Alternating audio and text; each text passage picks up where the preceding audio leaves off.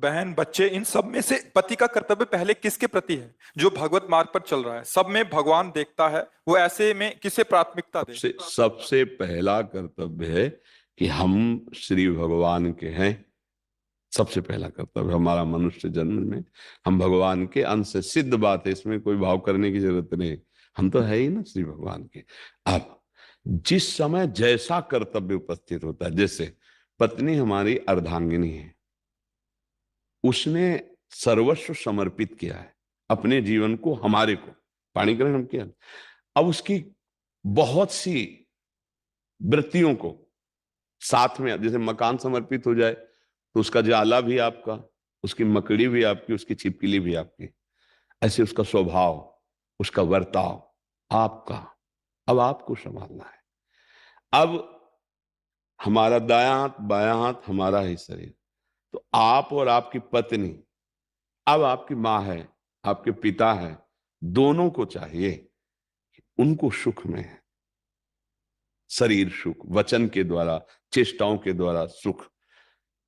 अगर माता पिता का त्याग करके पत्नी का अनुराग पूर्वक हम सेवन करते चल दिए तो हमारा कर्तव्य नष्ट हो गया।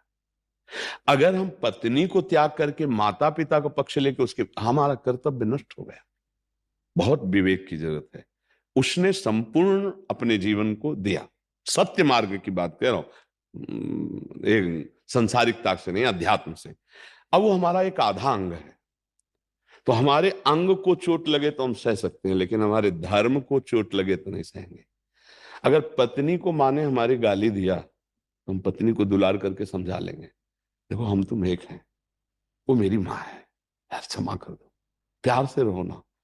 माँ को पत्नी ने गाली दिया तो जैसे हम अपने को कोसेंगे बाद में, ऐसे हम डांट सकते हैं नहीं, वो पूज्य है, तुम्हें ऐसे, अगर ऐसे शब्द, तो हमारा मन बर्दाश्त नहीं करेगा आपको, क्योंकि वो पूज्य है।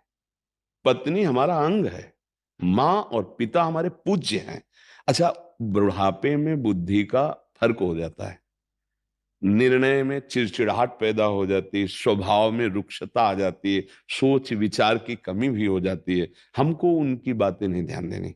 वो गाली दे रहे हैं, वो निंदा कर रहे हैं, दो रिश्तेदार आए, उनसे तुम्हारी निंदा, तुम्हारी पत्नी की निंदा, आपको सब सहना है, उनकी सेवा प्रधान रखनी। ये धर्म पूर्वक आपका गृहस्थ जीवन निर्वाह हो जाएगा। अगर आप मां के पक्ष में होकर पत्नी को प्रताड़ित करते हैं बार बार, ऐसा ऐसा, तो आप अपने धर्म का नाश कर रहे हैं, क्योंकि वो समर्पित है, ऐसा नहीं है। उसका भी हमें आदर करना है, और वो पूज्य है, इसलिए हमको ऐसा भी आदर करना है। कहीं ऐसी परिस्थिति हो जाए कि दो में एक को चयन करना पड़ेगा, कि हम मां को चयन करें या पत्नी को चयन करें, तो हमको चाहिए कि किसी भी स्थिति में पत्नी को अपना संग स्वीकार करके मां की सेवा करनी। त्याग दोनों का नहीं किया जा सकता। उसका पाणी ग्रहण किया है और वो परम कर्तव्य सामने है। अगर पाणी ग्रहण किया हम त्याग कर देते हैं तो वे विचार प्रवृत्ति में चली जाए, गलत मार्ग में, तो हमारा जीवन खत्म हो गया, क्योंकि पाणी ग्रहण किया। अगर पति पत्नी मां का त्याग कर देते तो हमारा धर्म नष्ट हो गया। परम धर्म मां है, चाहे कोई कितना भी बड़ा तपस्वी योगी हो, मां के सामने किसी के लिए चलते। चैतन्य महाप्रभु ने कहा था कि इस शरीर की चमड़ी की अगर हम जूती बनाकर आपको मां पहनाएं तो भी मैं उरिद नहीं हो सकता। मां तो मां है ना, कैसे हम ऐसा हो सकता है। अच्छा, पत्नी पाणी ग्रहण किया है, चाहे जैसी परिस्थिति हो हमारा उसका साथ रहेगा, तो प्यार में एक बहुत बड़ी ताकत है। हम अगर प्यार से व्यवहार पत्नी से करें तो हमारे हृदय की बात समझेगी, हमारे धर्म की बात समझेगी।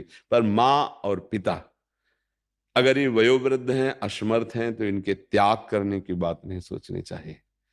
हाँ, वो समर्थ हैं और भाई हैं और सेवा कर रहे हैं, पत्नी के कारण ऐसा लग रहा है तो हम दूरी व्यवस्था कर देते हैं, पर उनकी सेवा में पहुंचेंगे। आप यहाँ रहो, आपकी भी व्यवस्था होगी, और हम उनको अर्थ और शरीर की सेवा के द्वारा उनको भी, और भाई हैं, हम सुखी करेंगे।